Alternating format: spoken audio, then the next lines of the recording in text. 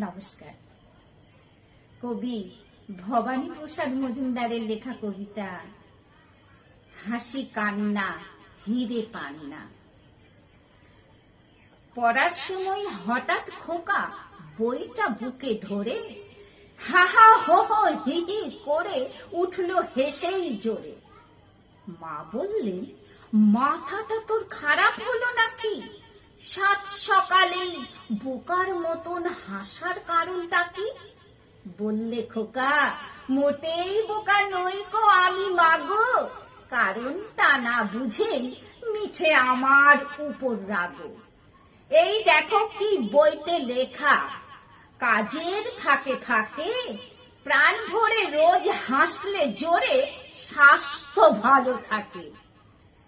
পাশের ঘরে হঠাৎ খুকু দু চার পাতা পড়ে ভেউ ভেউ ভেউ ভেউ ভেউ ভেউ উঠলো কেঁদেই জোরে। বাবা বললেন, হায় হায় হায় তোর কি হলো আবার? লাগলে খিদে আয় খাবি আয়, তৈরি আছে খাবার। রেগেই খুকু বললে, আমায় ভাবছো পেটুক মেয়ে? কাদার কারণ শুনবে নাকি? এই দেখো চোখ চেয়ে, এই লেখাটা পড়লে ব্যাপার বুঝবে হারে হারে।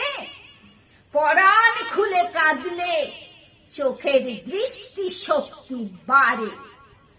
পরাণ খুলে কাঁদলে চোখের দৃষ্টি শক্তি বাড়ে।